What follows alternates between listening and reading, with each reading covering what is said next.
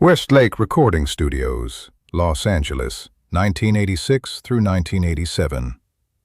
Michael Jackson and Quincy Jones were in the studio together for the third time as the primary artistic partnership behind a Michael Jackson album. The first time had been Off the Wall in 1978. The second had been Thriller in 1982. The third was Bad. It was going to be the last.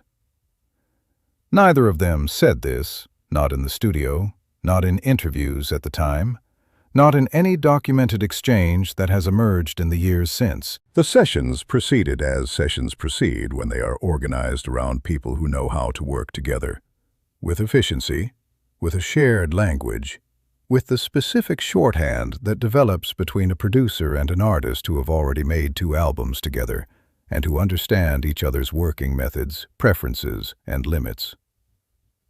They were, by any external measure, still the most successful artist-producer partnership in the history of popular music.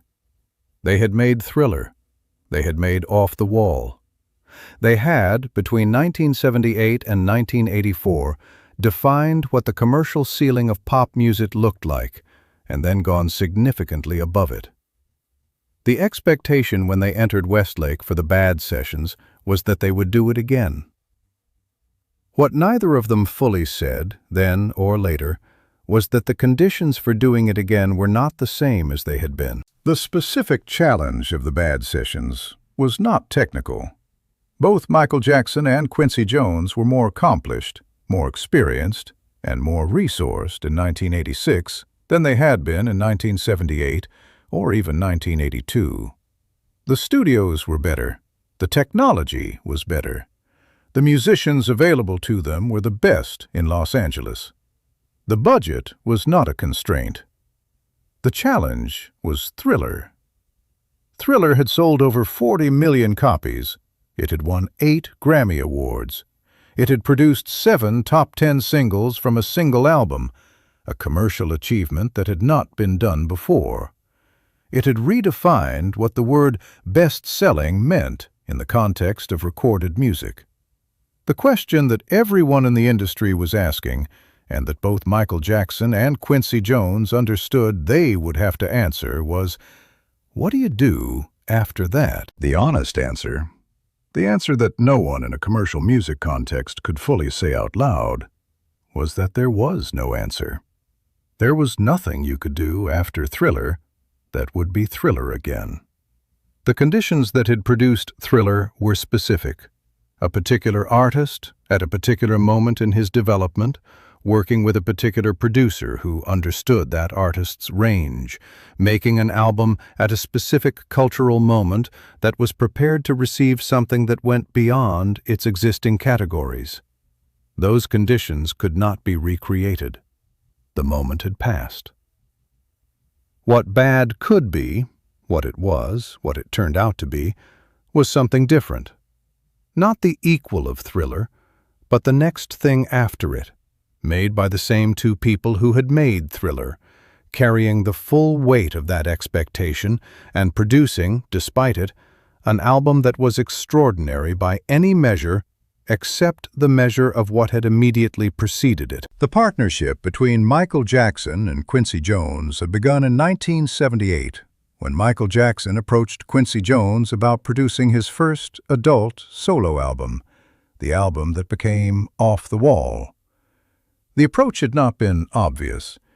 Michael Jackson was 20 years old and had spent his professional life in the context of the Jackson 5, of Motown, of a specific commercial machine that had managed his image and his output with care and consistency. The decision to work with Quincy Jones, a jazz producer and arranger whose work was primarily associated with sophisticated adult music rather than commercial pop, was not the expected choice. It was also exactly right. What Quincy Jones brought to the partnership was a production intelligence that matched Michael Jackson's musical intelligence at a level that very few producers could have. Quincy understood arranging, orchestration, rhythm, and the specific relationship between a voice and the music around it in a way that allowed him to create contexts for Michael Jackson's performing ability that the performing ability could fill completely. He did not limit the context to what the current market expected. He created the context that the music required, and the market found its way to it. Off the Wall had been the proof of the concept. Thriller had been the concept fully realized. The 7 Grammy Awards, the 12 Grammy nominations, the record sales, the cultural presence, all of it had confirmed what both of them had understood in 1978 when they began, that together they could make something that neither of them could make separately. Bad was released in August of 1987. It was the fastest-selling record in history at the time of its release. It produced 5 consecutive #1 singles in the United States, another record that had not been achieved before. It won 2 Grammy Awards. By any standard other than Thriller, it was an extraordinary commercial and artistic achievement. By the standard of Thriller, the industry and the press assessed it differently. The reviews acknowledged what Bad was. They also, inevitably, measured it against what Thriller had been. The gap between the two assessments, Bad as an extraordinary album, Bad as not Thriller, was the specific price of having made Thriller, and it was a price that both Michael Jackson and Quincy Jones paid in the public reception of the album they had made together. In the years that followed the release of Bad, the professional relationship between Michael Jackson and Quincy Jones did not formally end with an announcement. It simply did not continue. Michael Jackson's next album, Dangerous, released in 1991, was produced by Teddy Riley and Bill Bottrell. Quincy Jones was not involved. The collaboration that had defined the most commercially successful period in the history of pop music was over. There was no final session that was understood to be final. There was no valedictory project or public acknowledgement of what the collaboration had been. The last time Michael Jackson and Quincy Jones worked together on a full album was in a recording studio in Los Angeles in 1986 and 1987. And when it was done, and neither of them announced what it was that had ended. The Bad sessions produced more material than the album could contain. Michael Jackson wrote and recorded a large number of songs, more than 30 by some accounts, in the period leading up to and during the Westlake sessions. And the process of selecting the 10 songs that would form the album was one of the extended negotiations of the production. Quincy Jones had specific views about what the album should be. Michael Jackson had specific views. Those views were not always identical. The tensions that existed in the Bad sessions were not new. They were the specific tensions of 2 people who had worked together long enough to have a fully developed sense of each other's preferences, and who had also, in the course of 3 albums and nearly a decade, developed the kind of professional friction that long collaborations accumulate. Neither of them was the same person they had been in 1978. Michael Jackson had gone from 20 years old to 28. Quincy Jones had gone from 45 to 54. The industry around them had changed. The music had changed. The conditions of their collaboration had changed. There were songs Michael Jackson wanted to include that Quincy Jones was less certain about. There were production choices Michael wanted that Quincy shaped differently. The process of making Bad was collaborative in the way that all of their processes had been collaborative. Each of them bringing something the other did not have, producing together something that neither could produce alone. But the collaboration in 1986 operated under different pressures and with different internal dynamics than the collaboration of 1978 had. Neither of them said, in the studio, that this would be the last time. Both of them, by all accounts, understood that the specific conditions of what they had built together were changing. That understanding did not need to be said. The specific thing that the Bad album preserves, the thing that exists in the recordings that was produced by the specific collaboration between Michael Jackson and Quincy Jones at that moment in both of their careers, is not fully reducible to the commercial performance or the critical reception or the number of #1 singles.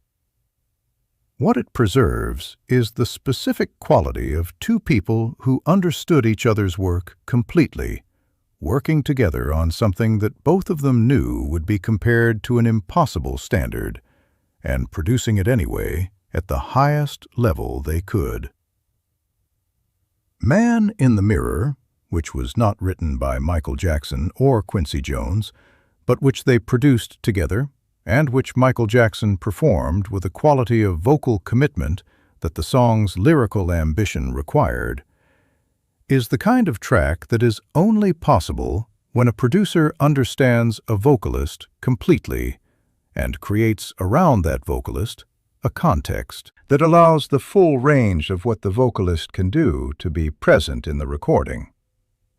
It is a production decision and a performance decision simultaneously, and the combination of the two produces something that is more than either alone. The Way You Make Me Feel, Dirty Diana, Smooth Criminal. Each of them is a different demonstration of the same fundamental thing, the specific result of a collaboration in which the producer's vision and the artist's ability have been matched so completely that the result does not show the seams. You cannot hear where Quincy Jones ends and Michael Jackson begins.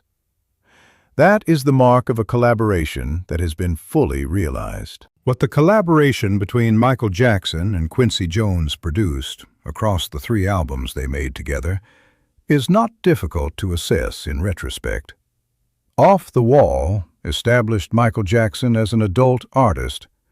Thriller defined what the commercial ceiling of pop music was.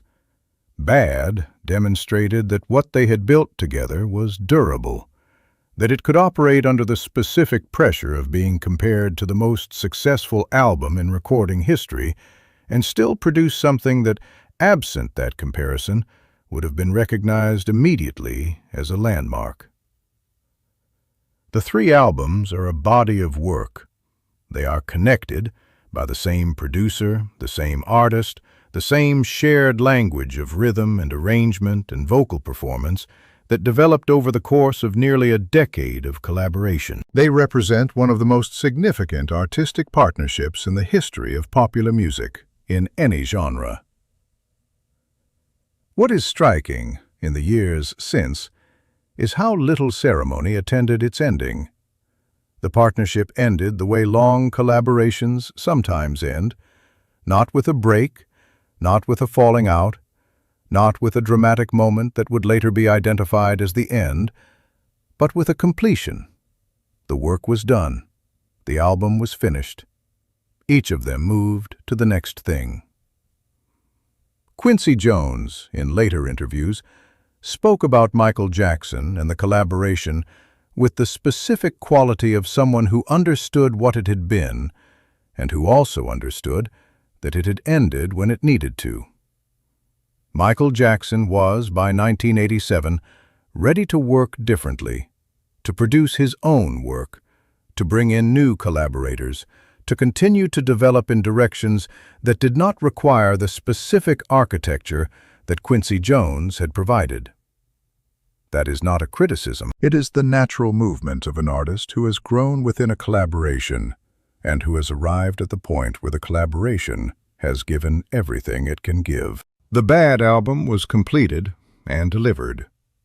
The sessions at Westlake Recording Studios ended. Quincy Jones and Michael Jackson went their separate ways into the projects that followed, each of them continuing to work, each of them continuing to produce music that reflected what they had learned and what they had built. They did not make another album together. Quincy Jones has spoken about the collaboration in the years since with a mixture of pride and something more complicated. The specific quality of someone who built something with another person that neither of them fully understood in the making, and that both of them, in retrospect, understood to have been extraordinary. Michael Jackson, in the years after Bad, went on to make Dangerous and History and Invincible, albums that had qualities that were entirely his own, that showed what he was capable of without the specific architecture of the Quincy Jones collaboration, and that continued to demonstrate the range and depth of his musical intelligence. The 3 albums that he and Quincy Jones made together remain what they are: Off the Wall, Thriller, Bad. A body of work, a collaboration, a specific 9-year period in the history of popular music during which two people understood each other's abilities so completely that what they produced together exceeded what either of them had previously believed was possible. The last day of the Bad sessions was a day like the other days in the studio: work, listening, the specific, focused activity of professional music making at the highest level. Nobody announced that it was the last day. Nobody marked it as a conclusion. It was the last day nonetheless. Neither of them said goodbye. The music said it for them.